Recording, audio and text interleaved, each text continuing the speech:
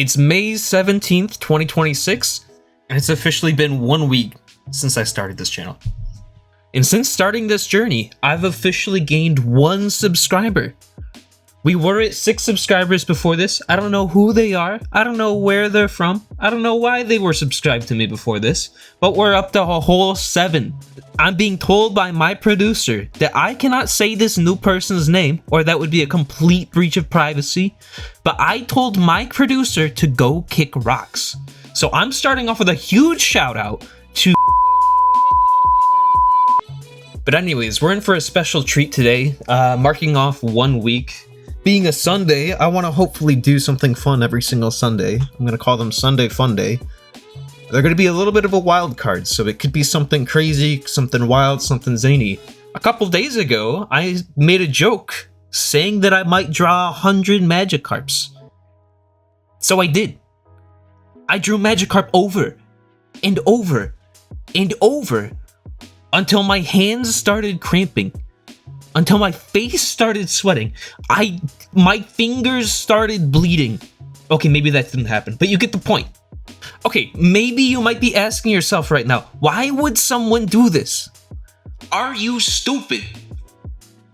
Yes. Yes, I am. But there's more to it than that. Magikarp is a one-of-a-kind Pokemon.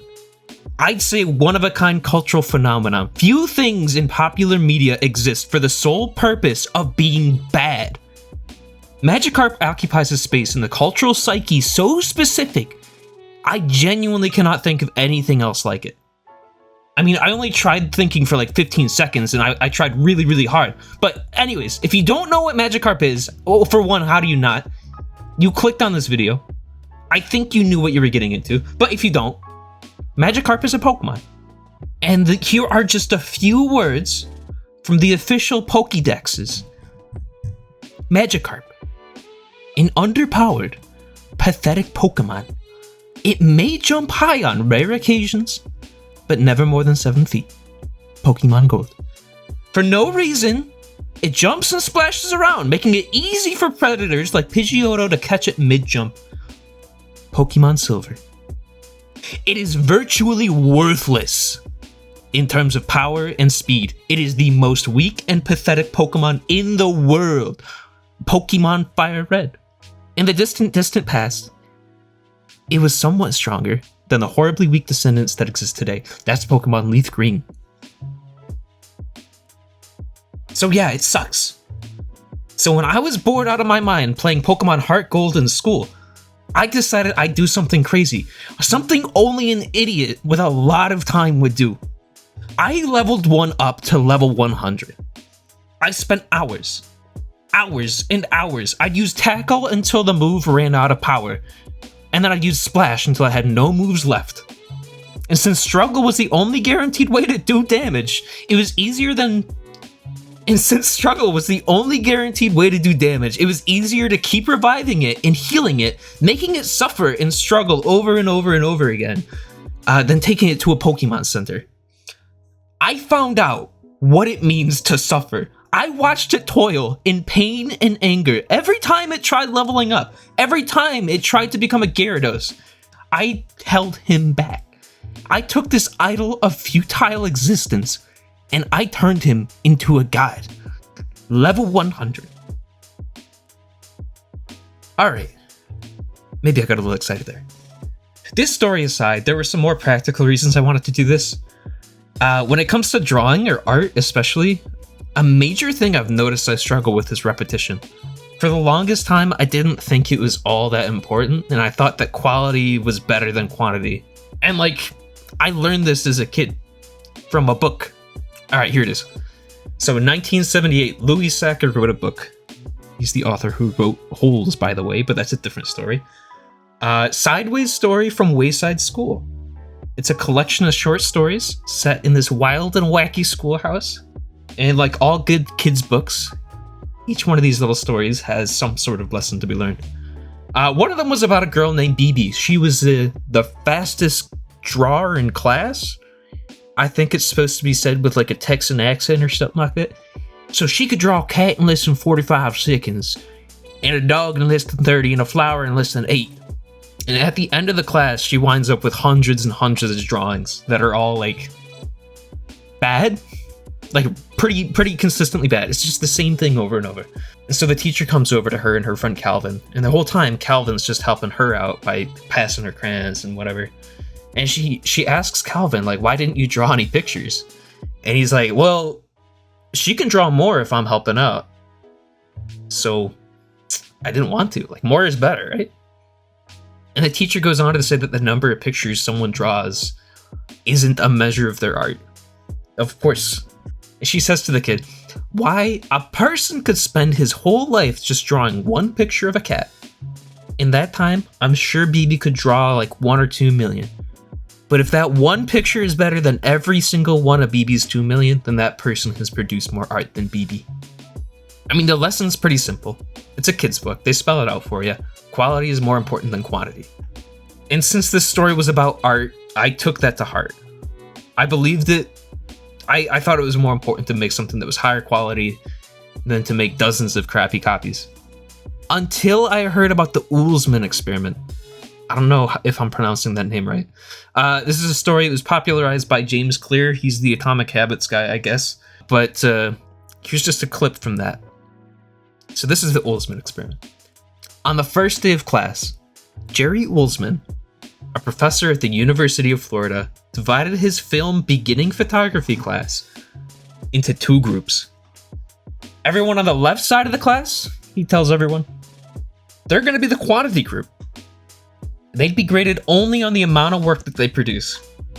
On the final day of class, he told them, he's going to tally all the number of the photos submitted by each student. 100 photos would be an A, 90 photos a B, 80 photos a C, so on and so forth. Everyone on the other side of the room, the right side of the room, they're the quality group. They would only need to produce one really, really good photo during that entire semester to get an A. It had to be a nearly perfect image, though.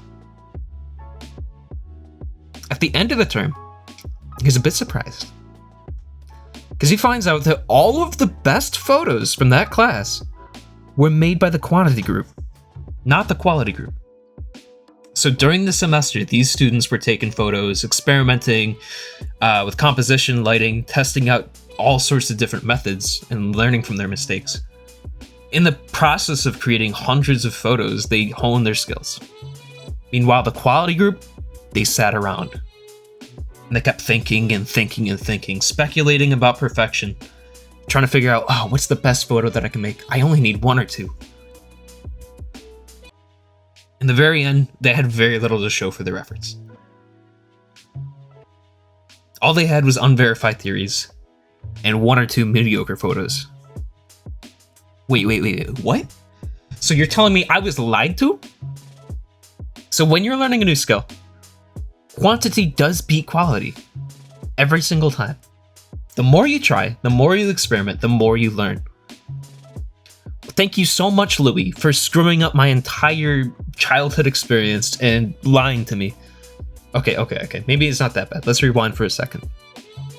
Sometimes people get caught up in the black and white, the yes or no, the true or false. And they forget to find the meaning in that messy middle. And it's really, really easy to take one piece of advice, one piece of wisdom, and just apply that to every single situation. It's like the saying goes, when you only have a hammer, everything looks like a nail. But both stories are true. I mean, quality at times does beat quantity. Spending time creating something that lasts is worth it. I mean, my parents' blender from the 90s is still running. But the one that I bought like a few weeks ago, I can't even get to work. But we can't hope to make something that's quality unless we've tried, unless we've failed, and unless we've learned from failure dozens, hundreds, or even thousands of times. Practice makes perfect. Failing is beautiful. And even if we never make whatever it is we dream, whatever it is we think we can achieve, even Magikarp can be level 100. So whatever it is you do, don't you dare stop. Be the best Magikarp you can possibly be. You know? Just go out and give it a go. Whatever it is you want to do right now. Just go try it.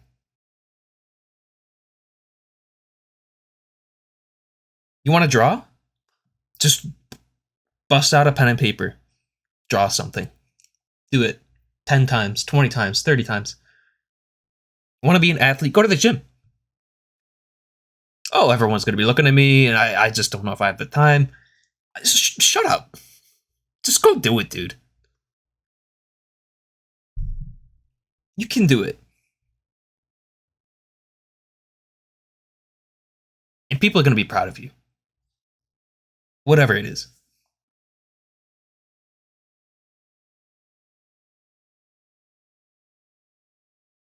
I think that's why I picked Magikarp.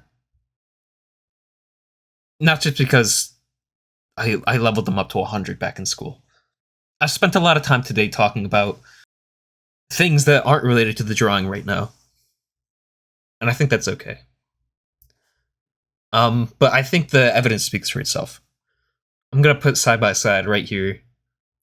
Here's the first Magikarp that I drew today. Here's the last Magikarp that I drew. Of course, I spent a little bit more time.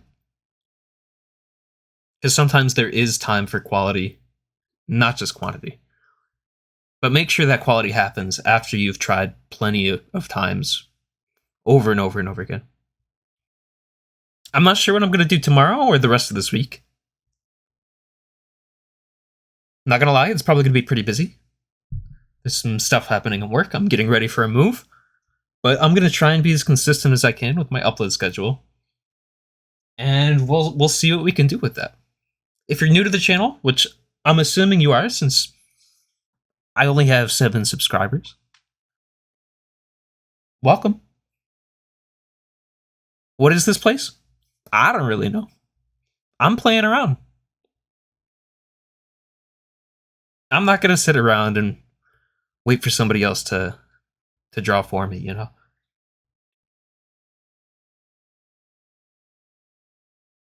And maybe you can too. So, I appreciate you stopping by. If